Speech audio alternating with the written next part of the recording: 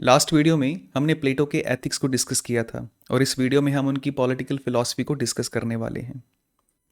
प्लेटो के केस में एथिक्स से पॉलिटिक्स पे जाना बहुत ज़्यादा इजी है क्योंकि दोनों एक दूसरे के साथ डीपली कनेक्टेड हैं। रिपब्लिक में प्लेटो एथिक्स एंड पॉलिटिक्स को एक साथ एक्सप्लेन करते हैं, लेकिन अंडरस्टैंड करने के लिए हम उन दोनों को सेपरेट कर देते हैं। जब सोक्रेटिस से पूछा जाता है कि जस्ट लाइफ क्या है, तो वो कहते हैं कि जस्ट लाइफ को समझने के लिए जस्ट सोसाइटी को समझना होगा। उनका मानना है कि एक इंडिविजुअल पर्सन एक सोसाइटी का एक मिनिएचर वर्जन होता है। अगर सोसाइटी या स्टेट गुड है तभी एक इंडिविजुअल पर्सन गुड लाइफ जी सकता है, और जब इंडिविजुअल्स अच्छे होंगे, गुड होंगे, तभी एक स्टेट या सोसाइटी गुड हो सकती है। इसलिए दोनों एक दूसरे पर डिपेंड करते हैं। जैसे प्लेटो ने इंडिविजुअल पर्सन की सोल या सेल्फ को 3 फंक्शंस के बेस पर एनालाइज किया था, ठीक वैसे ही वो एक स्टेट को भी 3 फंक्शंस या एक्टिविटीज़ के बेस पर एनालाइज करते हैं। वो कहते हैं कि कोई भी स्टेट हो उसमें 3 फंक्शंस या एक्टिविटीज़ ज़रूर होती हैं, और उन 3 एक्टिविटीज़ के बेस पर हम इंडिविजुअल्स को 3 डिफरेंट पार्ट्स में, क्लासेस में डिवाइड कर सकते हैं। अब जैसे कोई भी स्टेट हो, छोटी या बड़ी किसी भी तरह की, उसमें एक गवर्निंग बॉडी ज़रूर होती है। जैसे कोई रूलर या गवर्नमेंट ज़रूर होती है जो उस स्टेट को गाइड करती है। उस क्लास को आप गवर्निंग बॉडी या गवर्निंग पार्ट कह सकते हैं। और उस स्टेट में एक प्रोड्यूसिंग क्लास भी ज़रूर होगी जो गुड्स एंड सर्विसेज को प्रोड्यूस करती है। प्रोड्यूसिंग क्लास में जैसे खेती करने वाले फार्मर्स होते हैं, पशुपालन करने वाले शेफर्ड्स होते हैं, और कपड़े के कारीगर होते हैं, हथियार बनाने वाले, शूज़ बनाने वाले, फर्नीचर बनाने वाले, ऐसे बहुत से लोग होते हैं जो गुड्स का प्रोडक्शन करते हैं। और इस क्लास में वो लोग भी होते हैं जो सर्विसेज प्रोवाइड करते हैं, जैसे बैंकिंग है और ट्रांसपोर्टेशन है, एजुकेटर्स हैं, एक्सचेंज वाले हैं। तो ये सब लोग उसमें होते हैं जो सर्विसेज प्रोवाइड करते हैं। तो जो भी सर्विस या गुड्स प्रोड्यूस करते हैं वो इस क्लास में आते हैं, जिसे हम प्रोड्यूसिंग क्लास या प्रोड्यूसिंग पार्ट कहते हैं। और फिर प्लेटो कहते हैं कि इन दोनों क्लासेस के बीच में एक तीसरा ग्रुप भी होता है जो सब कुछ मेंटेन करता है और साथ ही सिक्योरिटी प्रोवाइड करता है, जैसे पुलिस, आर्मी या नेवी। और इस ग्रुप का काम है गवर्निंग बॉडी की पॉलिसीज़ को लागू करना, व्यवस्था को बनाए रखना, और सोसाइटी के अंदर जो एनिमीज़ हैं और सोसाइटी के बाहर जो एनिमीज़ हैं उन दोनों से स्टेट की रक्षा करना, सिक्योरिटी प्रोवाइड करना। और इस क्लास को आप प्रोटेक्टिव क्लास भी कह सकते हैं, प्रोटेक्टिव। तो ऐसे किसी भी स्टेट में ये 3 फंक्शंस होते हैं और 3 फंक्शंस के बेस पर 3 क्लासेस होती हैं। गवर्निंग क्लास जो गवर्न करती है, स्टेट को गाइड करती है, और प्रोड्यूसिंग क्लास जो गुड्स एंड सर्विसेज को प्रोड्यूस करती है, और प्रोटेक्टिव क्लास जो लॉ एंड ऑर्डर को मेंटेन करती है और साथ ही स्टेट को सिक्योरिटी प्रोवाइड करती है। ट्रांसलेशन के बेस पर इन तीनों क्लासेस को अलग अलग नाम से बुलाया जा सकता है। जैसे गवर्निंग क्लास को आप रूलिंग क्लास भी कह सकते हैं, प्रोड्यूसिंग क्लास को आप लेबर क्लास या वर्किंग क्लास भी कह सकते हैं, और जो प्रोटेक्टिव क्लास होती है उसको आप वॉरियर क्लास भी कह सकते हैं, डिफेंडर क्लास भी कह सकते हैं, और कभी कभी ऑक्सिलरी क्लास भी कहा जाता है। ऑक्सिलरी का मीनिंग है हेल्प करने वाले, क्योंकि ये जो ग्रुप है ये गवर्निंग क्लास की हेल्प करता है, इसलिए इसको ऑक्सिलरी क्लास भी कहते हैं। अब देखिए, स्टेट के 3 फंक्शंस के बेस पर 3 डिफरेंट क्लासेस हो सकती हैं, और आपको याद होगा सोल या सेल्फ के भी 3 डिफरेंट पार्ट्स होते हैं, रीजन, स्पिरिट और एपेटाइट। अब जिस पर्सन में रीजन वाला पार्ट ज़्यादा स्ट्रॉन्ग है वो पर्सन रैशनल होगा, इंटेलिजेंट होगा, और उसमें सेल्फ कंट्रोल ज़्यादा होगा। तो ऐसा पर्सन स्टेट के लिए बहुत अच्छे डिसीजन ले सकता है, इसलिए ऐसे पर्सन को गवर्निंग क्लास में होना चाहिए। और जिस पर्सन में स्पिरिट वाला पार्ट ज़्यादा स्ट्रॉन्ग है वो करेजियस होगा, और वो बहुत ही बहादुर होगा, एडवेंचरस होगा। एडवेंचरस मीन्स उसको रोमांचक काम करने में मज़ा आएगा। तो ऐसे पर्सन को प्रोटेक्टिव क्लास में होना चाहिए। और जिस पर्सन में एपेटाइट वाला पार्ट ज़्यादा स्ट्रॉन्ग है, जिस पर्सन में फिजिकल डिज़ायर ज़्यादा स्ट्रॉन्ग है, ऐसे पर्सन को प्रोडक्टिव क्लास में होना चाहिए। तो अगर हम स्टेट के फंक्शंस के बेस पर देखते हैं तो भी आप स्टेट को 3 डिफरेंट क्लासेस में डिवाइड कर सकते हैं, और अगर आप सोल के फंक्शंस के बेस पर देखते हैं, यानी सोल के पार्ट्स के बेस पर देखते हैं, तो भी आप सभी इंडिविजुअल्स को 3 क्लासेस में डिवाइड कर सकते हैं। अब प्लेटो पूछते हैं कि इन तीनों क्लासेस का वर्च्यू क्या है। प्लेटो के टाइम में वर्च्यू का मीनिंग बहुत ही डिफरेंट था। आज हम वर्च्यू का मीनिंग एक मॉरल सेंस में लेते हैं, लेकिन प्लेटो के लिए किसी चीज़ का वर्च्यू इस बात पर डिपेंड करता है कि वो चीज़ कौन सा काम परफेक्शन के साथ कर सकती है। अब जैसे मान लीजिए एक नाइफ है, तो नाइफ का वर्च्यू है किसी भी चीज़ को सफाई से काटना। तो प्लेटो के लिए ये कोई मॉरल क्वेश्चन नहीं है, ये एक प्रैक्टिकल क्वेश्चन है। और प्लेटो कहते हैं कि एक स्टेट एक ह्यूमन बॉडी के जैसा है, और जैसे एक ह्यूमन बॉडी के सभी ऑर्गन्स एक दूसरे पर डिपेंड करते हैं और सभी ऑर्गन्स को अपना अपना काम होता है, वैसे ही सभी क्लासेस का अपना अपना एक फंक्शन है, ऐसा फंक्शन जो कोई दूसरा नहीं कर सकता। अब जैसे हार्ट का काम है ब्लड को पंप करना, तो ये काम कोई दूसरा ऑर्गन नहीं कर सकता, सिर्फ हार्ट ही कर सकता है। तो एक वर्चुअस हार्ट वो है जो ये काम एक प्रॉपर वे में कर रहा है। और प्लेटो का ये कंसेप्ट बहुत ही डीप है। इट मीन्स एक हार्ट का फंक्शन या वर्च्यू है ब्लड को पंप करना, और ऐसा करके वो हार्ट पूरी बॉडी की हेल्थ में एक कंट्रीब्यूशन कर रहा है, और वो हार्ट भी उसी बॉडी का पार्ट है। यानी जो क्लासेस हैं वो भी अपना अपना फंक्शन एक प्रॉपर वे में करती हैं, और उनका ये फंक्शन एक कंट्रीब्यूशन है होल सोसाइटी के लिए, स्टेट के लिए, और वो क्लासेस भी उसी स्टेट का पार्ट हैं। और जैसे हार्ट का काम कोई दूसरा नहीं कर सकता है, वैसे ही किसी भी एक क्लास का जो काम है वो कोई दूसरी क्लास नहीं कर सकती। सबको अपना अपना काम करना है, और ऐसे करके वो स्टेट की हेल्थ में कंट्रीब्यूट कर रहे हैं, और वो स्टेट का पार्ट है। अब देखते हैं तीनों क्लासेस का वर्च्यू क्या है। जैसे अगर हम प्रोड्यूसिंग क्लास की बात करते हैं, तो प्रोड्यूसिंग क्लास का काम है गुड्स एंड सर्विसेज को प्रोड्यूस करना। वो अपने लिए भी प्रोड्यूस करते हैं, और जो दूसरी क्लासेस हैं उनके लिए भी प्रोड्यूस करते हैं। और प्लेटो कहते हैं कि सभी लोगों को एडिक्वेट अमाउंट में या पर्याप्त मात्रा में जो चीज़ें हैं वो मिलनी चाहिए। उनकी नीड्स के अकॉर्डिंग, उनकी नीड्स के बेस पर जो ज़रूरी चीज़ें हैं उनके लिए अवेलेबल होनी चाहिए। लेकिन ऐसा करने के लिए जो प्रोड्यूसर्स हैं उन्हें कुछ कम में संतोष करना पड़ सकता है। जैसे मान लीजिए कुछ प्रोड्यूसर्स हैं जो बहुत ज़्यादा मात्रा में फूड स्टोर कर लेते हैं, तो ऐसे में क्या होगा? ऐसे में जो दूसरी जो लोग हैं उनके लिए फूड नहीं मिल पाएगा। तो प्लेटो कहते हैं कि जिनके पास बहुत ज़्यादा मात्रा में फूड है उन्हें थोड़ा सा फूड सेक्रीफाइस करना चाहिए उन लोगों के लिए जिनके पास कम मात्रा में है। लेकिन प्लेटो यहाँ पर इक्वल डिस्ट्रीब्यूशन की बात नहीं कर रहे हैं। वो ये नहीं चाहते कि सबके पास बिल्कुल सेम क्वांटिटी में फूड हो, ऐसा वो नहीं चाहते। वो बस ये चाहते हैं कि बहुत ज़्यादा अंतर नहीं होना चाहिए, बहुत ज़्यादा फ़र्क नहीं होना चाहिए। जब बहुत ज़्यादा फ़र्क आ जाता है तो स्टेट इम्बैलेंस हो जाती है। इसलिए प्रोड्यूसिंग क्लास का जो वर्च्यू है वो है मॉडरेशन, जिसे प्लेटो टेम्परेंस कहते हैं। स्टेट में एक बैलेंस को मेंटेन करने के लिए अपनी कंजम्पशंस को कम करना, अपनी फिजिकल नीड्स या डिज़ायर्स को कंट्रोल करना।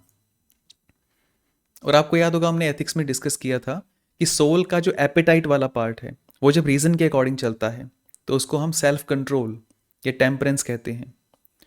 एपेटाइट मीन्स हमारी जो फिजिकल नीड्स हैं वो नीड्स जब एक मॉडरेशन में रहती हैं तो उस वर्च्यू को हम क्या कहते हैं? टेम्परेंस कहते हैं। हमने एथिक्स में डिस्कस किया था। और अब देखिए ये आपस में कैसे कनेक्टेड है।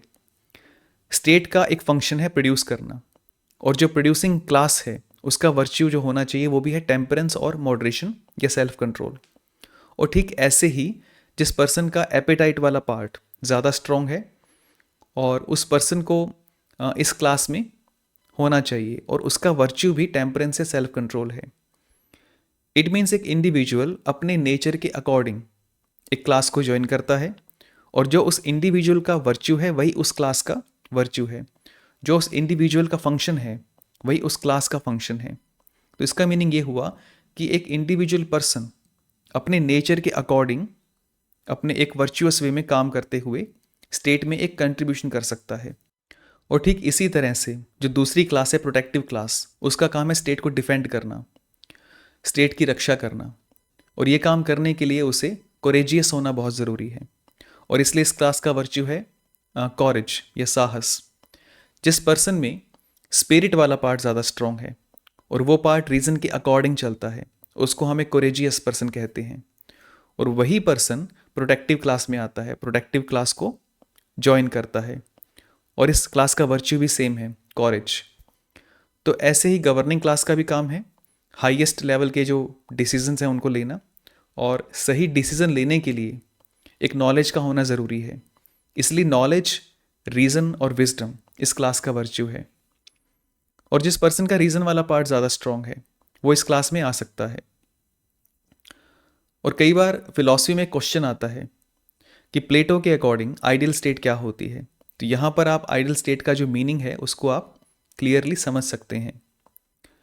एक ऐसी स्टेट जहाँ पर रूलर्स विजडम और रीज़न के बेस पर वाइज डिसीजन लेते हैं, और उन डिसीजंस को इम्प्लीमेंट करने के लिए, लागू करने के लिए बहुत ही कोरेजियस पुलिस और आर्मी अवेलेबल है। और स्टेट के जो बाकी लोग हैं वो अपने डिज़ायर से मॉडरेट हैं, और अपना अपना काम बहुत अच्छे से करते हैं, गुड्स एंड सर्विसेज को प्रोड्यूस करते हैं। तो ऐसी स्टेट बहुत ही स्ट्रॉन्ग स्टेट होगी, वहाँ के जो लोग हैं वो बहुत ही हैप्पी लोग होंगे, और ऐसी स्टेट को प्लेटो आइडियल स्टेट कहते हैं, या फिर एक जस्ट स्टेट कहते हैं। यहाँ स्टेट और इंडिविजुअल को कैसे कंपेयर किया गया है, आप इस बात पर ध्यान दीजिए। एक पर्सन की जो सोल या सेल्फ है उसके 3 फंक्शंस हैं, और उन 3 फंक्शंस के बेस पर सोल के 3 पार्ट्स हैं। और जब ये तीनों पार्ट्स एक दूसरे के साथ एक हारमोनियस वे में, एक बैलेंस्ड वे में होते हैं, तो उस पर्सन को हम कहते हैं एक जस्ट पर्सन, या एक जस्ट इंडिविजुअल हम उसे कहते हैं। और ठीक ऐसे ही स्टेट के भी 3 फंक्शंस होते हैं, और उन 3 फंक्शंस के बेस पर 3 ग्रुप्स होते हैं। और जब ये तीनों ग्रुप्स एक दूसरे के साथ एक हारमोनियस वे में होते हैं, तो उस स्टेट को हम कहते हैं एक जस्ट स्टेट, या फिर हम उसको कहते हैं एक आइडियल स्टेट। और जस्ट इंडिविजुअल और जस्ट स्टेट ये एक दूसरे पर डिपेंड करते हैं। अगर सोसाइटी अच्छी नहीं है तो इंडिविजुअल अच्छा नहीं हो सकता, और अगर इंडिविजुअल्स अच्छे नहीं हैं तो सोसाइटी अच्छी नहीं हो सकती। और अगर आपने एथिक्स की वीडियो अभी नहीं देखी है तो आप उसको ज़रूर देखिए, जहाँ मैंने सोल के 3 पार्ट्स को डिस्कस किया है। उस वीडियो को देखने के बाद आप इन सभी कंसेप्ट्स को आपस में कनेक्ट कर सकते हैं एक दूसरे के साथ, जो बहुत ज़रूरी है। और प्लेटो के केस में बिना एथिकल फिलॉसफी के पॉलिटिकल फिलॉसफी पॉसिबल नहीं है, क्योंकि प्लेटो कहते हैं कि बिना गुड स्टेट के एक गुड पर्सन गुड लाइफ नहीं जी सकता। उनका ये मानना है कि ह्यूमन एक सोशल एनिमल है, जैसे खाना पीना और सोना एक बेसिक नीड होती है ह्यूमन पर्सन की, ठीक वैसे ही एक दूसरे से मिलना, एक ग्रुप में रहना और एक कम्युनिटी में रहना, ये हमारी बेसिक नीड्स होती हैं। अब सोचिए अगर आपको सारे काम खुद करने हो तो आप कैसे करेंगे। जैसे जो शर्ट आप पहनते हैं वो भी आप खुद बना रहे हैं, और जो शूज़ आप पहनते हैं वो भी आप खुद बना रहे हैं, आपके फूड से लेकर आपकी कार तक हर एक चीज़ आप खुद ही कर रहे हैं। तो ऐसे में आपकी लाइफ बहुत ज़्यादा कॉम्प्लेक्स हो जाएगी। इसलिए एक पर्सन का दूसरे पर्सन से कोऑपरेशन करना बहुत ज़रूरी है। और यहाँ सिर्फ फिजिकल गुड्स की बात नहीं है, गुड्स की बात नहीं है, आपके विचार भी इस पर डिपेंड करते हैं। जैसे मैं कुछ कहता हूँ और आप उसको सुनकर समझकर एनालाइज करते हैं, उसे क्रिटिसाइज़ करते हैं, और फिर आपके माइंड में न्यू आइडियाज़ आते हैं, और आप ऐसे ही न्यू आइडियाज़ को आगे ट्रांसफ़र करते हैं। तो सोचने के लिए भी हमें एक कोऑपरेशन चाहिए। और जैसे एक हाथ को आप एक बॉडी से अलग कर देते हैं तो वो हाथ नहीं रहेगा, ठीक है। वैसे ही एक इंडिविजुअल को अगर आप सोसाइटी से अलग कर देते हैं तो हो सकता है कि वो कहीं सर्वाइव कर भी ले, लेकिन वो एक कंप्लीट पर्सन नहीं होगा। एक गुड लाइफ के लिए एक गुड कम्युनिटी ज़रूरी है। इसलिए हम एथिक्स से पॉलिटिक्स में आ जाते हैं, और कम्युनिटी में जहाँ बहुत सारे इंडिविजुअल्स एक साथ रहेंगे वहाँ एक सेंट्रल डायरेक्शन की भी नीड होगी, सेंट्रल डायरेक्शन का मीनिंग है एक गवर्निंग सिस्टम, एक गाइडिंग या रूलिंग सिस्टम जो पूरी कम्युनिटी को एक डायरेक्शन में गाइड कर सके। तो हमें ये भी सोचना होगा कि ये रूलिंग सिस्टम कैसा होना चाहिए, कौन सा रूलिंग सिस्टम बेस्ट है। और यहाँ प्लेटो का आंसर बहुत ही क्लियर है। प्लेटो साफ साफ कहते हैं the rule of the many by the few is best. Few means कुछ लोग, यानी कुछ सिलेक्टेड लोग ही पूरी कम्युनिटी पर रूल करेंगे, यही बेस्ट है। लेकिन ये कुछ लोग होंगे कौन? क्या ये किसी ऐसे परिवार से होंगे जो बहुत खास परिवार है, या फिर ये ऐसे लोग होंगे जिनके जो बहुत ज़्यादा पावरफुल हैं, या फिर जिनके पास बहुत ज़्यादा पैसा है? तो प्लेटो कहते हैं नहीं, ऐसा नहीं है। प्लेटो कहते हैं कि ये सिलेक्टेड लोग होंगे जो वाइज एंड गुड होंगे, जिनके पास विजडम होगी, नॉलेज होगी, रीज़न होगा, और ये लोग बहुत ही इंटेलिजेंट लोग होंगे। रिपब्लिक में प्लेटो एक जगह पर कहते हैं कि जब तक फिलोसोफर्स किंग नहीं बनेंगे, या जब तक जो ऑलरेडी किंग्स हैं वो सीरियसली फिलॉसफी को प्रैक्टिस नहीं करेंगे, तब तक पॉलिटिकल प्रॉब्लम्स का कोई एंड नहीं होगा। लेकिन ये रूल बाय द फ्यू का कंसेप्ट क्यों बेटर है? सिर्फ कुछ लोग ही रूल करने के लिए क्यों फिट हैं? तो यहां बात आती है एबिलिटी की। प्लेटो कहते हैं कि एक नेचुरल फैक्ट है कि हर पर्सन इक्वली इंटेलिजेंट नहीं हो सकता। कुछ लोग बहुत ज़्यादा इंटेलिजेंट होते हैं और कुछ लोग बहुत कम इंटेलिजेंट होते हैं। इट मीन्स जो रीजनिंग की कैपेसिटी है वो सब में सेम नहीं होती। और अगर किसी कम्युनिटी में सभी लोग रैशनल हों तो उन्हें किसी रूलर या गाइड की नीड नहीं है। और अगर ऐसा हो तो हर कोई अपने आप को गवर्न कर सकता है और सोसाइटी के इंटरेस्ट में काम कर सकता है। लेकिन मोस्टली जो लोग हैं उन्हें इस बात की समझ नहीं होती कि सोसाइटी के लिए अच्छा क्या है। वो चाहते तो हैं कि सब अच्छा हो, लेकिन उन्हें the form of the good के बारे में नॉलेज नहीं है, इसलिए वो राइट डिसीजन नहीं ले सकते। ठीक है। और प्लेटो एथेंस की बात करते हैं। वो कहते हैं कि जब बिल्डिंग्स की बारे में बात होती है तो हम बिल्डर्स को बुलाते हैं, और जब समुद्री जहाज़ के बारे में बात होती है तो हम शिप राइट्स को बुलाते हैं, और जब किसी बीमारी की बात होती है तो हम डॉक्टर्स को बुलाते हैं। मतलब सही डिसीजन लेने के लिए हम उस फील्ड के जो एक्सपर्ट्स हैं उनकी एडवाइस लेते हैं। लेकिन पॉलिटिक्स के केस में क्या हो जाता है? पॉलिटिक्स के केस में जो सबसे सीरियस सब्जेक्ट है और जहाँ सबसे टफ डिसीजन लेने होते हैं, ठीक है, वहाँ क्या हो जाता है? वहाँ हम क्राउड पर डिसीजन छोड़ देते हैं। वहाँ पर कोई कारपेंटर है, कोई शिप बिल्डर है, कोई फार्मर है, कोई चोर डाकू लुटेरा भी हो सकता है क्राउड में, कोई अनपढ़ हो सकता है, कोई पढ़ा लिखा हो सकता है, और उन सब की वोटिंग पर ये फैसला छोड़ दिया जाता है, और उन्हें एक्चुअल में इस सब्जेक्ट की कोई नॉलेज नहीं होती है। और यही रीज़न है कि जो प्लेटो हैं वो डेमोक्रेसी को क्रिटिसाइज़ करते हैं। तो इसलिए रूलर वो होने चाहिए जो इंटेलिजेंट हों, जो डिसाइड कर सकें कि सोसाइटी एंड स्टेट के लिए सही डिसीजन क्या होगा। लेकिन डेमोक्रेसी में ऐसा नहीं होता।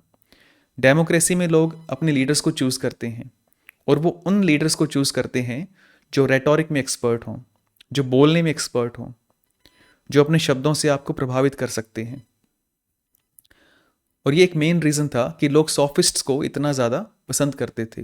और आपको याद होगा हमने एक सॉफिस्ट की बात की थी जिनका नाम था गॉर्गियास। गॉर्गियास सिर्फ रेटोरिक टीच करते थे।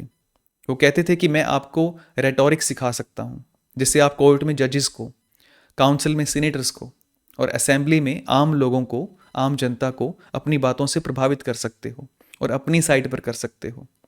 और ये सबसे ईजी तरीका होता है पावर गेन करने का एक डेमोक्रेसी में। और रेटोरिक सिर्फ बिलीफ्स होते हैं जो आपके इमोशंस का यूज़ करके आपके माइंड में भर दिए जाते हैं। और सोक्रेटिस इस बात पर गॉर्गियास को एक बहुत अच्छा आंसर देते हैं। वो कहते हैं कि रेटोरिक सिर्फ एक चापलूसी करने के जैसा है। सोक्रेटिस एक बहुत ही अच्छी एनालॉजी देते हैं। वो कहते हैं कि मान लीजिए एक कुक है और एक फिजिशियन है, और दोनों इलेक्शन लड़ते हैं, और जो बच्चे हैं वो वोट करने वाली आम जनता है, या फिर ऐसे लोग हैं जिनमें बच्चों से ज़्यादा सेंस नहीं है। तो ऐसे केस में क्या होगा? जो कुक होगा वो आम जनता से कहेगा कि आप मुझे वोट करो, मैं आपको अच्छी अच्छी स्वीट्स बनाकर खिलाऊंगा, मैं डेली आपको फास्ट फूड दूंगा, डेली आपको शुगरी स्वीट्स बनाकर खिलाऊंगा। और अगर आपने इस फिजिशियन को वोट किया, अगर आपने इस डॉक्टर को वोट कर दिया, तो ये आपको कड़वी कड़वी मेडिसिन देगा, ये आपको हरी सब्जी और सैलड खाने के लिए कहेगा। तो वो इस तरह से भाषण देगा अपना। तो ऐसे में आप अच्छी तरह जानते हैं कि वो बच्चे किसे वोट करेंगे। जो कुक है वो जनता के प्लेजर पर फोकस कर रहा है, उनके लिए अच्छा क्या है बुरा क्या है इससे उसको कोई मतलब नहीं है, इस बात पर वो ध्यान नहीं दे रहा। और यही रेटोरिक होता है, जनता को लालच देकर उनसे वोट गेन करना। और प्लेटो की इस बात को 2500 साल हो गए हैं, लेकिन आज भी उनकी बात उतनी ही रिलेवेंट है जितनी उस टाइम में थी। और इसीलिए उनकी जो बुक है रिपब्लिक, इसको आज भी रीड किया जाता है। और प्लेटो पेरिक्लस को भी क्रिटिसाइज करते हैं। पेरिक्लस एथेंस के सबसे बेस्ट रूलर माने जाते हैं, और उनके टाइम में एथेंस सबसे रिच और सबसे स्ट्रॉन्ग स्टेट बन गया था। लेकिन प्लेटो कहते हैं कि पेरिक्लस ने एथेंस को बड़ी बड़ी इमारतों से भर दिया, और इतना ज़्यादा भर दिया कि वर्च्यू और जस्टिस के लिए कोई जगह ही नहीं बची। तो एक सेंस में वो ये कहना चाहते हैं कि पेरिक्लस ने इकोनॉमी पे काम किया, आर्मी को स्ट्रॉन्ग किया, डेमोक्रेसी को पुश किया, लेकिन जो सिटीजन्स हैं उनके मॉरल कैरेक्टर पे ध्यान नहीं दिया। लेकिन वो कहते हैं कि इसमें पेरिक्लस की कोई गलती नहीं है, पेरिक्लस की गलती नहीं है, डेमोक्रेसी में ऐसा ही होता है। लेकिन ये चेंज आएगा कैसे? जो कुछ सिलेक्टेड लोग हैं, जो इंटेलिजेंट हैं, उनके पास ये पावर आएगी कैसे? इस पर प्लेटो कुछ नहीं कहते। वो एक थ्योरी बिल्ड कर रहे हैं और प्रैक्टिकली ये होगा कैसे, इस पर ध्यान नहीं देते। लेकिन वो इस बात पर ध्यान देते हैं कि अगर कभी ऐसा हुआ तो वहाँ पर कैसा रूल होगा या वहाँ पर कैसा रूल होना चाहिए। तो प्लेटो पहले तो सभी इंडिविजुअल्स को दो पार्ट्स में डिवाइड कर देते हैं, द वाइस फ्यू और इग्नोरेंट मैनी। वाइस फ्यू में वो लोग हैं जो इंटेलिजेंट हैं, और बाकी सब लोग जो इग्नोरेंट हैं वो मैनी में आ जाते हैं। तो जो वाइज लोग हैं वो अपने आप को डिसिप्लिन कर सकते हैं और साथ ही दूसरों को भी डिसिप्लिन मेंटेन करने में हेल्प कर सकते हैं। इट मीन्स जो रैशनल क्लास है वो अपने आप को मैनेज करेगी, और जो इग्नोरेंट लोग हैं उनको भी मैनेज करेगी। अब यहाँ ध्यान देने वाली बात यह है कि जो बाकी दोनों क्लासेस हैं उनको रैशनल क्लास मैनेज करेगी। प्लेटो कहते हैं कि जो प्रोड्यूसर क्लास है उसमें मॉडरेशन का वर्च्यू होना चाहिए, लेकिन ये वर्च्यू उनमें अपने आप नहीं आ जाता, ये वर्च्यू उनमें अपने आप नहीं आ जाता। प्रोड्यूसर्स अगर बहुत ज़्यादा स्टोर करते हैं, ये बहुत ज़्यादा खर्च करते हैं, तो इससे एक इम्बैलेंस क्रिएट हो जाएगा। जो गरीब है वो बहुत ज़्यादा गरीब हो जाएगा और जो अमीर है वो बहुत ज़्यादा अमीर हो जाएगा। इसलिए उनमें एक मॉडरेशन होना ज़रूरी है।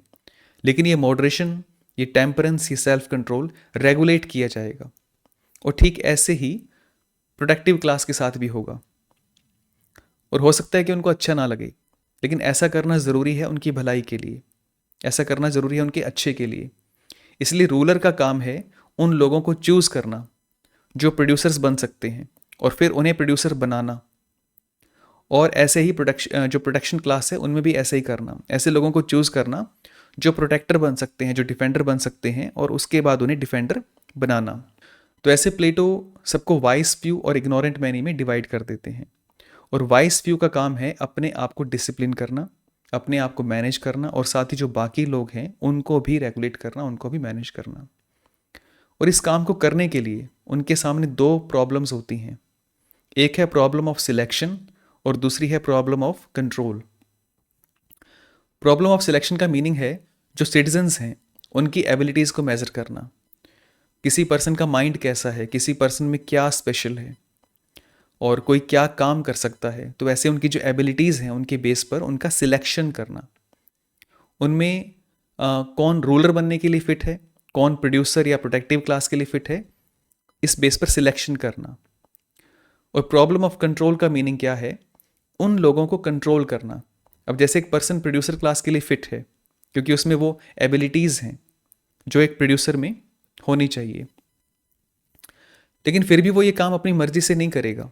उसको एक गाइडेंस चाहिए, उसको एक डायरेक्शन चाहिए, उसको एक कंट्रोल की नीड होगी। ठीक है, तो प्रोड्यूसर का काम उसके लिए बेस्ट है, और वो ये काम करके अपने नेचर के अकॉर्डिंग चल रहा है, और अपने नेचर के अकॉर्डिंग चल कर वो सोसाइटी में कंट्रीब्यूट कर रहा है।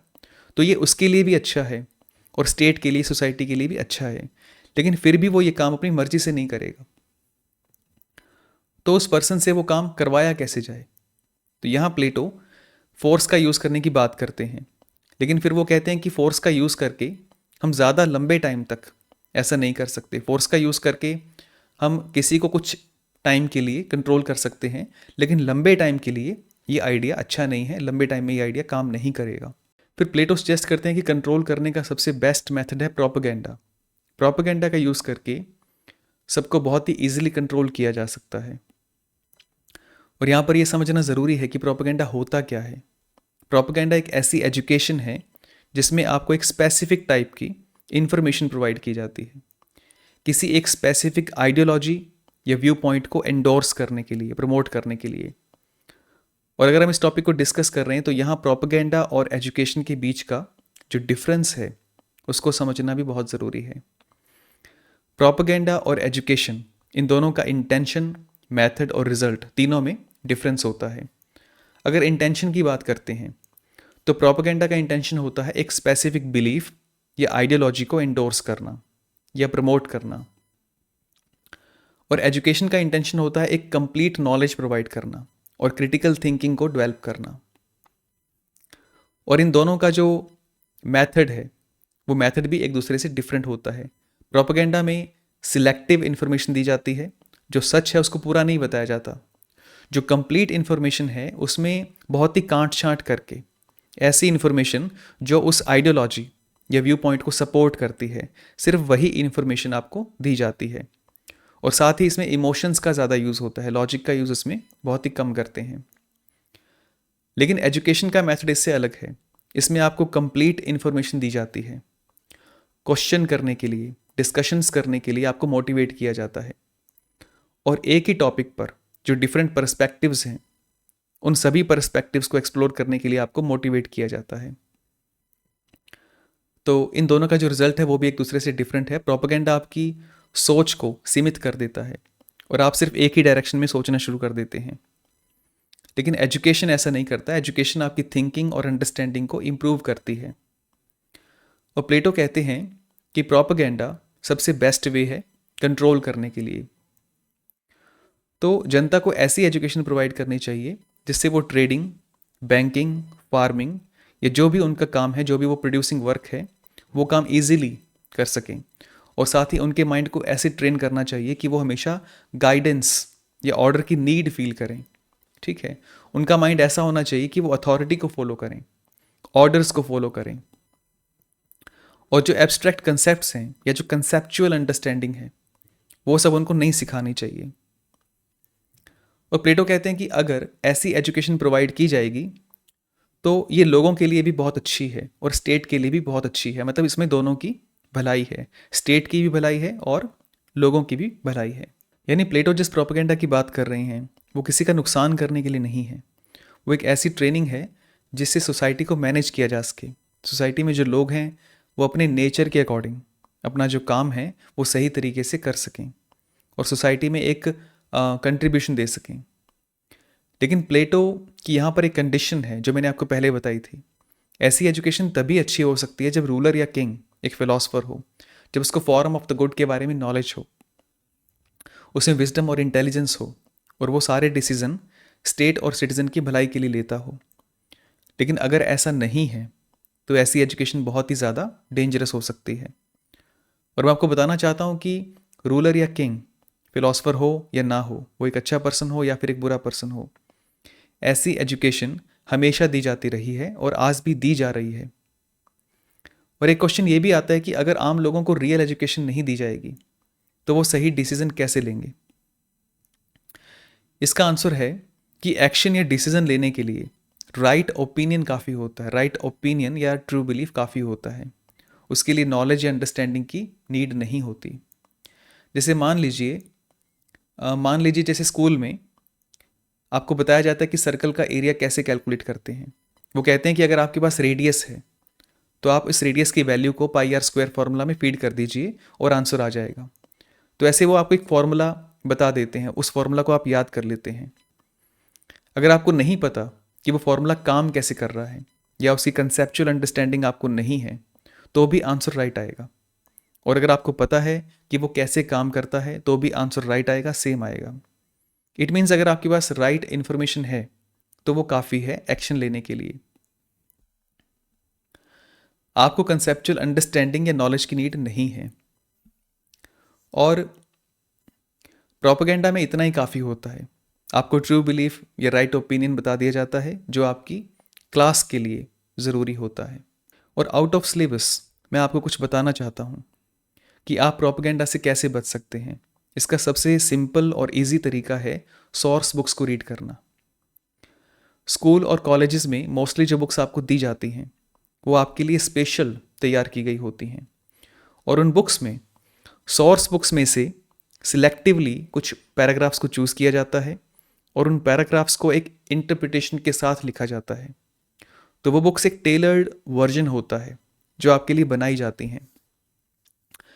लेकिन अगर आप सोर्स बुक्स को डायरेक्टली रीड करते हैं तो आपको एक कंप्लीट अकाउंट मिलता है उसमें कुछ भी ऐड या रिमूव नहीं होता, वो आपको एज इट इज़ मिलेगा। जब आप उसको रीड करते हैं तो आपको एक कंप्लीट अंडरस्टैंडिंग होती है उस सब्जेक्ट की। अब जैसे ये बुक है रिपब्लिक, इसमें डायरेक्ट प्लेटो के ही वर्ड्स हैं। ट्रांसलेशन एक माइनर इशू हो सकता है ग्रीक से इंग्लिश, लेकिन फिर भी ये जो सोर्स बुक्स होती हैं वो सबसे क्लियर वे होता है अंडरस्टैंडिंग गेन करने के लिए। और आपकी जो कॉलेज बुक्स होती हैं उसमें चैप्टर्स के लास्ट में एक सेक्शन दिया होता है, रिकमेंडेड रीडिंग के नाम से एक सेक्शन होगा, उसमें काफ़ी अच्छी सोर्स बुक्स का नाम आपको मिल जाएगा। और वो जो बुक्स हैं वो आपकी कॉलेज की लाइब्रेरी में अवेलेबल होती हैं। इसलिए जब भी आपके पास टाइम हो आप जाकर उन बुक्स को देखिए, और जो फिलोसोफर्स हैं उनको आप डायरेक्टली रीड करने की कोशिश कीजिए, इससे आपको पूरी अंडरस्टैंडिंग होगी। अब वापस चलते हैं हम जिसको डिस्कस कर रहे थे। एक रूलर के सामने दो प्रॉब्लम्स होती हैं, एक है प्रॉब्लम ऑफ सिलेक्शन और दूसरी है प्रॉब्लम ऑफ कंट्रोल। और कंट्रोल करने के लिए प्रोपेगेंडा सबसे बेस्ट वे है, यहाँ तक हमने डिस्कस कर लिया था। और अब देखिए प्रोपेगेंडा के लिए अगर कुछ खास चीज़ों को पढ़ाया जाएगा तो ये भी ज़रूरी है कि कुछ खास चीज़ों को ना पढ़ाया जाए। और इसलिए प्लेटो कहते हैं कि प्रोपेगेंडा के साथ साथ एक सेंसरशिप भी होना ज़रूरी है। सेंसरशिप का मीनिंग है इंफॉर्मेशन को कंट्रोल करना, रिस्ट्रिक्ट करना या रोकना। ऐसी इन्फॉर्मेशन जो आम लोगों तक नहीं पहुंचनी चाहिए, उस इन्फॉर्मेशन को हाइड करना या बैन करना, ऐसा कर दिया जाता है। तो और इस टॉपिक पर प्लेटो की एक पूरी डिस्कशन है कि कैसी स्टोरीज और म्यूज़िक को यूज़ किया जाएगा एजुकेशन के लिए और कैसी स्टोरीज और एजुकेशन को हाइड कर दिया जाएगा, बैन कर दिया जाएगा। तो कंट्रोलिंग के लिए दो मिनिस्ट्रीज होनी चाहिए, एक मिनिस्ट्री ऑफ प्रोपेगेंडा और दूसरी मिनिस्ट्री ऑफ सेंसरशिप। और अब बात करते हैं सिलेक्शन की। जो भी टोटल पॉपुलेशन है उसको कैसे सिलेक्ट किया जाएगा कि कौन सा पर्सन किस ग्रुप के लिए सही है। तो प्लेटो का मानना था कि किसी पर्सन की एबिलिटीज़ में उसकी हेरिडिटी का मेजर रोल होता है। हेरिडिटी का मीनिंग है वंश परंपरा। एक म्यूजिशियन का जो बेटा है उसमें म्यूज़िक को समझने की एबिलिटी होती है, और ऐसे एक बैंकर, सोल्जर या फार्मर का जो बेटा होता है उसमें वैसी ही एबिलिटीज़ होगी जैसे उनके पेरेंट्स में होती है। तो प्लेटो हेरिडिटी को काफ़ी ज़्यादा प्रेफरेंस देते हैं। लेकिन प्लेटो ये भी कहते हैं कि ऐसा भी हो सकता है कि एक म्यूजिशियन के बेटे में राजा बनने की एबिलिटी हो या एक राजा के बेटे में फार्मर बनने की एबिलिटी हो। तो ऐसे वो टैलेंट पर भी जोर देते हैं। अब यहाँ दोनों बातें हैं, हेरिडिटी का एक मेजर रोल है लेकिन टैलेंट को भी इग्नोर नहीं किया जा सकता। कोई पर्सन जिस काम में टैलेंटेड है उसको वैसा ही रोल मिलना चाहिए।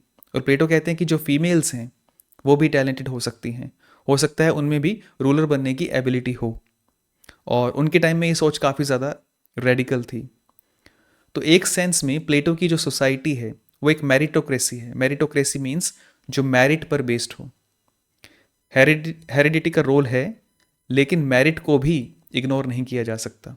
एक पॉइंट और है जो मेंशन करना ज़रूरी है, वो ये कि प्रोड्यूसर्स की जो क्लास है उनकी लाइफ सबसे ज़्यादा इजी होगी, उनको सबसे ज़्यादा फ्रीडम और फिजिकल कंफर्ट मिलेगा। उनकी लाइफ में घर, परिवार, बच्चे और एंटरटेनमेंट ये सब कुछ होगा। लेकिन जो रूलर्स और जो प्रोटेक्टिव क्लासेस हैं उनकी लाइफ बहुत ही ज़्यादा स्ट्रिक्ट होगी। और रूलिंग क्लास के लिए प्लेटो के जो रूल्स हैं वो बहुत ही ज़्यादा स्ट्रिक्ट हैं, और सिलेक्शन की जो प्रॉब्लम है वो भी इसी क्लास में सबसे ज़्यादा है। प्लेटो कहते हैं कि हर एक बच्चे को बहुत ही क्लोजली मॉनिटर किया जाएगा, बहुत ही केयरफुली ऑब्जर्व किया जाएगा, और ये देखा जाएगा कि कौन सा चाइल्ड ऐसा है जिसको रूलर बनने के लिए रियल एजुकेशन दी जानी चाहिए। रूलर्स के लिए जो एजुकेशन ज़रूरी है वो सुनकर आप शॉक्ड हो जाएंगे। मुझे जितना भी याद है मैं आपको बताने की कोशिश करता हूँ। उन्हें बचपन से ही फिजिकल ट्रेनिंग और मॉरल एजुकेशन प्रोवाइड की जाएगी। जिम्नास्टिक्स, म्यूज़िक, आर्ट, पोइट्री, इन सब का यूज़ करके उनको फिजिकली स्ट्रांग बनाया जाएगा और मेंटली प्योर बनाया जाएगा। और बड़े होने के बाद उन्हें आर्मी की भी ट्रेनिंग दी जाएगी। और उसके बाद ऑलमोस्ट 10 साल तक, 10 ईयर्स तक उनको मैथमेटिक्स, ज्योमेट्री, एस्ट्रोनॉमी और डायलैक्टिक्स, इनकी बहुत ही डीप और रिगरस ट्रेनिंग दी जाएगी जिससे उनकी जो रैशनल थिंकिंग है वो डेवलप हो सके। और उसके बाद उनको गवर्नेंस और फिलॉसफी की बहुत ही डीप नॉलेज दी जाएगी, ट्रेनिंग दी जाएगी। और रूलिंग क्लास के लिए प्लेटो का एक बहुत ही सिस्टमैटिक एजुकेशनल प्लान है जिसमें सिलेक्टेड बच्चों को एनरोल किया जाएगा। और वो एजुकेशनल प्लान 50 साल का है, 50 मतलब 50 ईयर्स का प्लान है। तो ऐसे लाखों बच्चों को ऑब्जर्व करके कुछ थोड़े से बच्चों को सिलेक्ट किया जाएगा, और उन थोड़े से बच्चों में से, उन थोड़े से बच्चों को बहुत कम स्टूडेंट्स होंगे ऐसे जो 50 साल की एजुकेशन को कंप्लीट करेंगे, और उनमें से भी जो बेस्ट होगा, सबसे बेस्ट होगा, उसी पर्सन को रूलर बनाया जाएगा। तो जो राजा होगा उसकी एज कम से कम 50 साल की ज़रूर होगी। और जब मैंने फर्स्ट टाइम इसको रीड किया था तो मैं भी शॉक्ड हो गया था, और कभी टाइम मिला तो मैं आपको डिटेल से डिस्कस करूँगा, डिटेल से एक्सप्लेन करूँगा कि उनके प्लान में क्या कुछ है, उनका एजुकेशनल प्लान जो है किस तरह से बनाया गया है। प्लेटो ये भी कहते हैं कि जो पर्सन स्टेट को रूल करेगा वो ऐसा होना चाहिए जो पूरी स्टेट के लिए ऑनेस्ट हो। उसका लगाव किसी छोटे से यूनिट के साथ ना हो, जैसे किसी एक परिवार के साथ या किसी एक छोटी सी कम्युनिटी के साथ उसका लगाव ना हो, उसका लगाव पूरी स्टेट के साथ होना चाहिए। ऐसा पर्सन जो स्टेट को अपनी मदर, अपनी माँ के जैसा समझता हो, और स्टेट के जो भी सिटीजन्स हैं उनको अपना भाई और बहन मानकर चले, ऐसा पर्सन ही रूलर हो सकता है। और उनके पास कोई प्राइवेट प्रॉपर्टी नहीं होनी चाहिए, उनका जो फूड है या जो स्लीप है, रेस्ट है, वो भी मॉडरेशन में होना चाहिए, और ऐसी बहुत सी रिस्ट्रिक्शंस उन पर लगाई गई हैं। और जो रूलर्स हैं और जो प्रोटेक्टिव क्लास है उनके बच्चे भी वैसे ही होने चाहिए, और इसके लिए ध्यान देना होगा कि उनके मैरिज पार्टनर्स कैसे चूज़ किए जाएंगे। दो ऐसे पर्सन जो मेंटली और फिजिकली पूरी तरह से फिट हैं और अपनी एज की प्राइम स्टेज पर हैं, तो ठीक उस टाइम में उनको बच्चे करने चाहिए, जिससे उनके जो बच्चे हैं वो भी पूरी तरह से हेल्दी हों, स्ट्रॉन्ग हों और फिट हों। और इन दोनों हायर क्लासेस के बच्चों को अलग से एक जगह पर रखा जाएगा, और जो बच्चे हेल्दी हैं उन्हें ट्रेन किया जाएगा, और जो बच्चे हेल्दी नहीं हैं उन्हें हाइड कर दिया जाएगा, कहीं छुपा दिया जाएगा। और साथ ही वो यूनिटी पर भी बहुत ज़्यादा फोकस करते हैं, साथ में रहना, साथ में खाना पीना, और अपने आप में और दूसरों में कोई फ़र्क ना करना। वो कहते हैं कि यूनिटी ऐसी होनी चाहिए कि अगर किसी एक पर्सन को चोट लगती है तो उसका जो पेन है वो सबको फील होना चाहिए। तो आप देख सकते हैं कि जो प्रोड्यूसिंग क्लास है उस पर कोई रिस्ट्रिक्शन नहीं है, लेकिन रूलिंग क्लास पर और प्रोटेक्टिव क्लास पर बहुत ज़्यादा रिस्ट्रिक्शंस हैं, उनके फूड और उनकी स्लीप से लेकर प्राइवेट प्रॉपर्टी, एजुकेशन, मैरिज, बच्चे, एंटरटेनमेंट, हर चीज़ पर बहुत ही स्ट्रिक्ट रूल्स और रेगुलेशंस हैं। और ये जो मैं आपको बता रहा हूँ ये बहुत ही शॉर्ट में आपको बता रहा हूँ, पूरी डिटेल के लिए आपको ये बुक पढ़नी पड़ेगी, रिपब्लिक बुक पढ़नी पड़ेगी। मैं आपको जो मेजर पॉइंट्स है सिर्फ वही बता रहा हूँ। लेकिन ये सब सुनने के बाद आपके माइंड में सबसे पहला डाउट ये आएगा कि क्या ये प्रैक्टिकल है, क्या सच में ऐसा हो सकता है, क्या एक पर्सन स्टेट के लिए, सोसाइटी के लिए अपनी पूरी लाइफ को सेक्रीफाइस कर सकता है। तो इस पर मैं कहना चाहता हूँ कि प्लेटो सभी को ऐसा करने के लिए नहीं कह रहे हैं। सोसाइटी का जो लार्ज पार्ट है, लार्ज ग्रुप जो है वो है प्रोड्यूसिंग ग्रुप, और प्रोड्यूसिंग ग्रुप को पूरी फ्रीडम है, ठीक है। प्रोड्यूसिंग ग्रुप को एक स्पेसिफिक टाइप की एजुकेशन दी जाएगी जो उनके काम के लिए ज़रूरी है, ठीक है, और वो अपनी मर्जी से मैरिज कर सकते हैं, बच्चे कर सकते हैं, और एंटरटेनमेंट कर सकते हैं, और एक मॉडरेट अमाउंट में प्रॉपर्टी भी रख सकते हैं। सोसाइटी का जो लार्ज पार्ट है वो बहुत ही सिंपल लाइफ फॉलो करेगा, लेकिन जो बाकी दोनों ग्रुप्स हैं, जो बहुत ही छोटे ग्रुप्स होंगे, ये रिस्ट्रिक्शंस उनके लिए हैं। और इन छोटे ग्रुप्स में ऐसे लोग होंगे जो स्टेट की खुशी को ही अपनी खुशी मानते हैं, अपनी पूरी लाइफ को स्टेट के लिए सेक्रीफाइस करना चाहते हैं। तो हम कह सकते हैं कि ये जो प्लान है ये प्रैक्टिकल है, इसे इम्प्लीमेंट करना मुश्किल तो है, लेकिन ऐसा पॉसिबल है और ऐसा किया जा सकता है। लेकिन अब क्वेश्चन ये आता है कि अगर ऐसा किया जा सकता है तो क्या हमें ऐसा करना चाहिए। इस क्वेश्चन को आंसर करने के लिए हमारे पास कुछ पॉइंट्स हैं जो कंसीडर करने ज़रूरी हैं। फर्स्ट पॉइंट ये है कि प्लेटो ये मानते हैं कि जो भी लोग हैं उन सबकी इंटेलेक्चुअल कैपेसिटी डिफरेंट होती है। कुछ लोग बहुत ज़्यादा इंटेलिजेंट हैं, कुछ लोग बहुत कम इंटेलिजेंट होते हैं। इसलिए वो कहते हैं कि जो कुछ लोग हैं जो ज़्यादा इंटेलिजेंट हैं उनको बाकी सब लोगों को गाइड करना चाहिए, रेगुलेट करना चाहिए। लेकिन क्या इस डिफरेंस को ख़त्म किया जा सकता है? क्या ऐसा कोई तरीका है जिससे हम सभी लोगों को एक जैसा इंटेलिजेंट बना सकें? कुछ ऐसा मेथड हम यूज़ कर सकते हैं जिससे सभी लोग इंटेलिजेंट हो जाएं, और अगर सभी लोग इंटेलिजेंट हो जाते हैं तो पॉलिटिकल पावर सभी लोगों के हाथ में दी जा सकती है। और हम जिस गवर्नमेंट में रहते हैं वो इसी उम्मीद पे काम करती है गवर्नमेंट जानती है कि सभी लोग एक जैसे इंटेलिजेंट नहीं हैं, लेकिन फिर भी वोट करने का जो अधिकार है वो सभी को है। पॉलिटिकल पावर जो है वो सभी लोगों के हाथ में है, और इस वजह से हो सकता है कि हमारे आज के जो डिसीज़न हैं, पॉलिटिकल डिसीज़न हैं, वो सही ना हो। लेकिन एक ऐसा टाइम आएगा जब सभी लोग इंटेलिजेंट होंगे और सभी लोग सही डिसीज़न लेंगे। जब उनको एजुकेट किया जाएगा, उनको रिस्पॉन्सिबिलिटी दी जाएगी, तो एक टाइम ऐसा आएगा कि ये जो इंटेलिजेंस का डिफरेंस है ये ख़त्म हो जाएगा। और ये एक फैक्ट है कि सभी लोगों का जो इंटेलिजेंस लेवल है वो अलग अलग होता है। लेकिन मेरा क्वेश्चन ये है कि क्या हम इस डिफरेंस को ख़त्म कर सकते हैं? रिस्पॉन्सिबिलिटी, पावर और एजुकेशन प्रोवाइड करके क्या इस डिफरेंस को, ये जो इंटेलिजेंस का डिफरेंस है, क्या इस डिफरेंस को ख़त्म किया जा सकता है? मेरा क्वेश्चन आपसे ये है। और अगर आपको ऐसा लगता है कि जो एक्सपर्ट्स हैं, पॉलिटिकल पावर सिर्फ उनके पास होनी चाहिए, सभी लोगों के पास पावर नहीं होनी चाहिए, जैसा प्लेटो कहते हैं, तो हम ये कैसे जान सकते हैं कि एक्सपर्ट कौन है? इस बात का फैसला कौन करेगा? इसको कौन डिसाइड करेगा?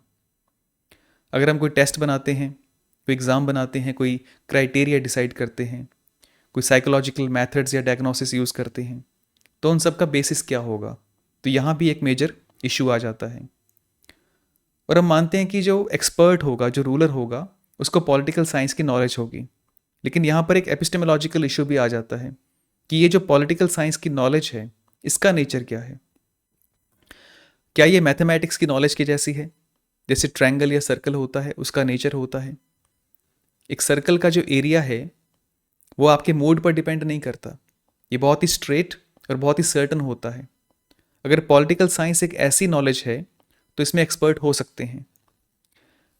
लेकिन ऐसा भी हो सकता है कि पॉलिटिकल साइंस की जो नॉलेज है वो बहुत ही कॉम्प्लेक्स हो सकता है कि आपके मूड पे डिपेंड करती हो, जिसको इन्फ्लुएंस किया जा सके। तो ऐसे केस में एक्सपर्ट होना बहुत ही मुश्किल है। इट मीन्स नॉलेज का नेचर भी पता होना ज़रूरी है। ये मैथमेटिक्स की तरह सर्टन है तो एक ही एक्सपर्ट काफ़ी है, और अगर ये कॉम्प्लेक्स है तो हमें कई लोगों की एडवाइस लेनी चाहिए। और अगर हम मान लेते हैं कि इंटेलिजेंस के डिफरेंस को ख़त्म नहीं किया जा सकता, और हम ये भी डिसाइड कर सकते हैं कि एक्सपर्ट्स कौन होंगे, और हम ये भी मान लेते हैं कि पॉलिटिकल साइंस की जो नॉलेज है वो मैथमेटिक्स की नॉलेज की तरह सर्टन है, लेकिन फिर भी एक क्वेश्चन ऐसा है जो रह जाता है, और वो क्वेश्चन ये है कि इस बात की क्या गारंटी है कि वो रूलर सही तरह से काम करेंगे? वो इंटेलिजेंट हैं, लेकिन ऐसा भी हो सकता है कि वो करप्ट हों।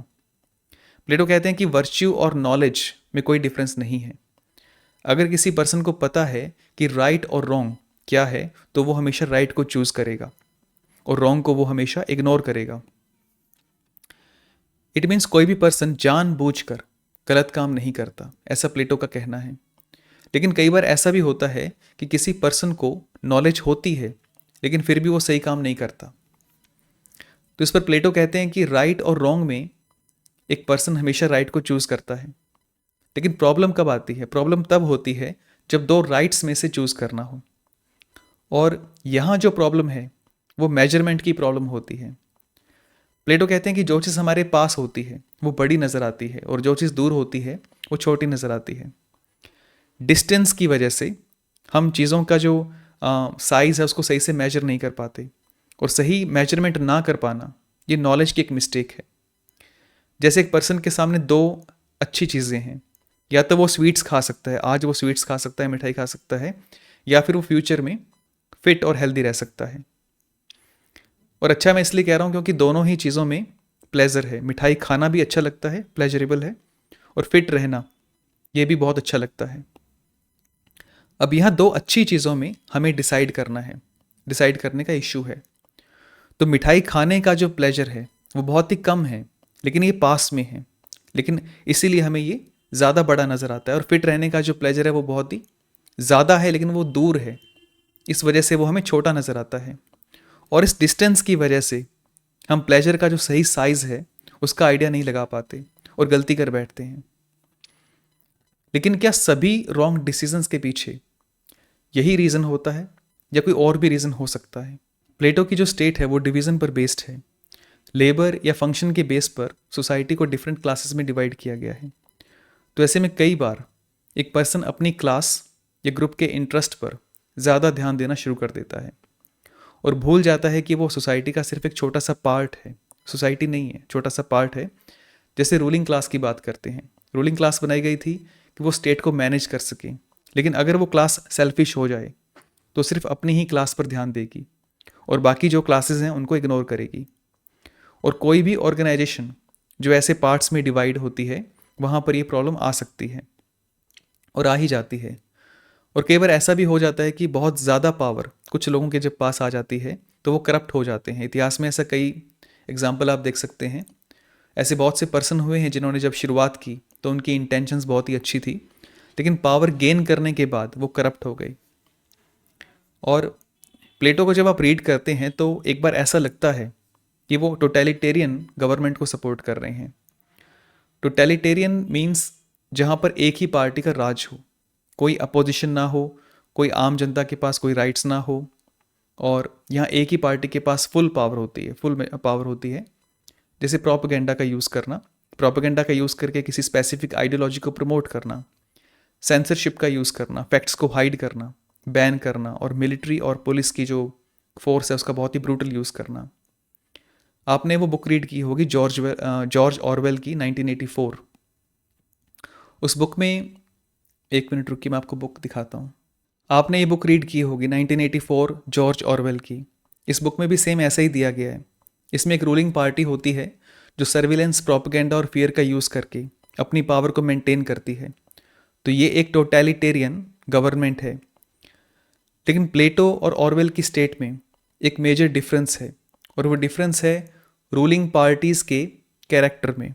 प्लेटो की जो स्टेट है, उसमें जो रूलर्स हैं वो ट्रुथ को जानते हैं और सभी लोगों की भलाई के लिए काम करते हैं। लेकिन ऑरवेल की स्टेट में ऐसा नहीं है, वो सिर्फ अपनी ही भलाई के लिए काम करते हैं। और हम कह सकते हैं कि प्लेटो की स्टेट टोटलिटेरियन जैसी लगती है लेकिन है नहीं। लेकिन ऐसा भी हो सकता है कि उनकी स्टेट एक टाइम पर आकर टोटलिटेरियन हो जाए। और अगर हम प्लेटो के टाइम में होते और उनको कन्विंस कर सकते कि आपकी जो थ्योरी है बहुत ही अच्छी है, लेकिन ये एक, जब पावर एक स्मॉल ग्रुप के पास आ जाती है तो वो ग्रुप करप्ट भी हो सकता है।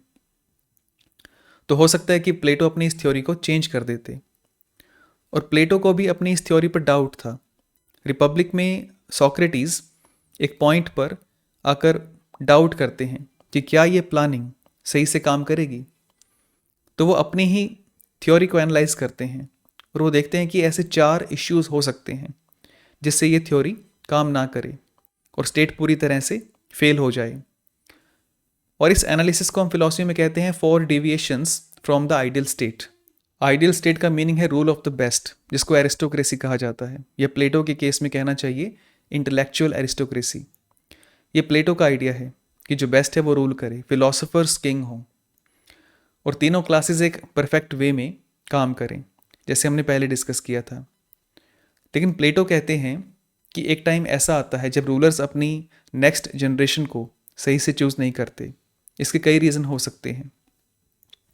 जो राजा है वो केयरलेस हो सकता है, और हो सकता है आगे राजा कौन बनेगा इसको वो केयरफुली डिसाइड ना करें। और साथ ही उनका जो फोकस है वो रीज़न से ज़्यादा स्पिरिट की ओर हो जाता है। इट मीन्स वो विजडम और वर्च्यू की ओर ध्यान नहीं देते, वो एम्बिशंस और स्ट्रेंथ की ओर ज़्यादा ध्यान देते हैं। और जब ऐसा होता है तो टिमोक्रेसी आ जाती है। टिमोक्रेसी का मीनिंग होता है रूल ऑफ द वॉरियर्स। जब स्ट्रेंथ, ऑनर और ग्लोरी को ज़्यादा इंपॉर्टेंस दी जाती है और विजडम और वर्च्यू को इग्नोर किया जाता है, तो वॉरियर क्लास के लोग जो होते हैं वो रूल करते हैं।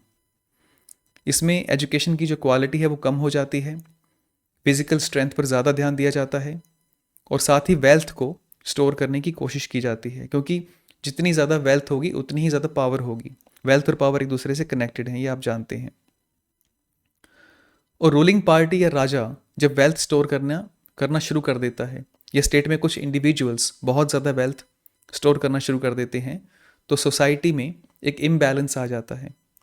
जो गरीब है वो बहुत ज़्यादा गरीब हो जाता है, और जो अमीर है वो बहुत ज़्यादा अमीर हो जाता है। तो एक डिवाइड पैदा होता है, और इस डिवाइड के बढ़ने की वजह से रूलिंग क्लास वेल्थ की ओर शिफ्ट हो जाती है।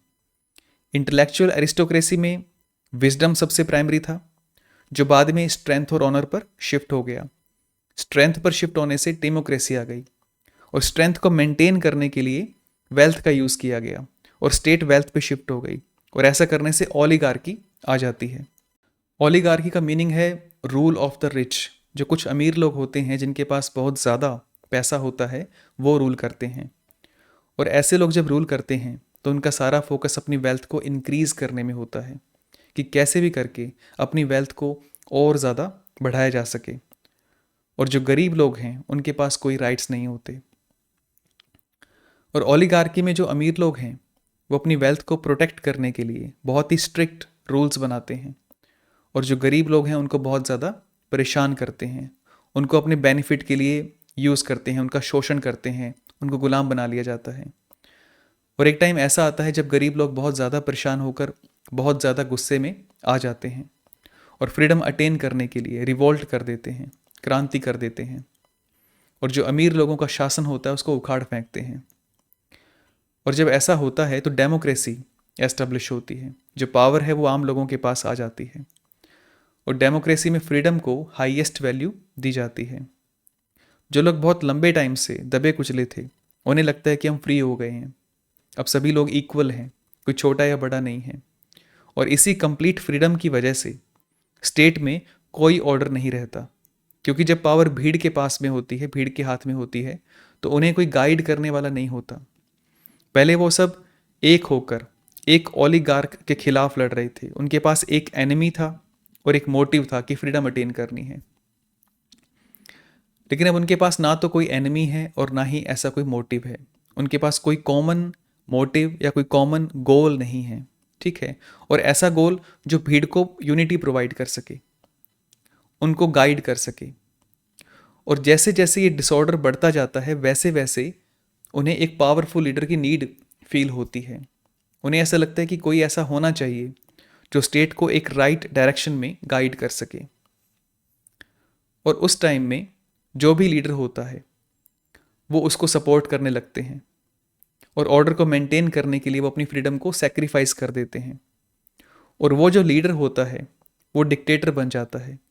ऐसी गवर्नमेंट को हम कहते हैं टायरनी, टायरनी कहा जाता है।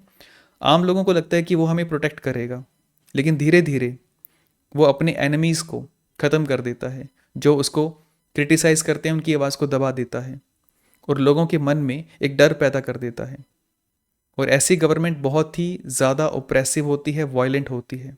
और प्लेटो कहते हैं कि ये ऐसी जो गवर्नमेंट होती है वो सबसे बुरी फॉर्म है गवर्नमेंट की, जहाँ कंप्लीट इनजस्टिस होता है। लेकिन ये भी हमेशा नहीं रहती, इसके बाद भी चेंज आते रहते हैं। तो इंटेलेक्चुअल एरिस्टोक्रेसी से टायरनी तक ये 4 ट्रांजिशंस हैं। इसको हम कहते हैं 4 deviations of the ideal state. तो ये है प्लेटो की पॉलिटिकल फिलॉसफी। इसमें जो भी मेजर पॉइंट्स थे मैंने आपको शेयर कर दिए हैं। इस वीडियो में इतना ही, और thank you so much for watching this video. Okay.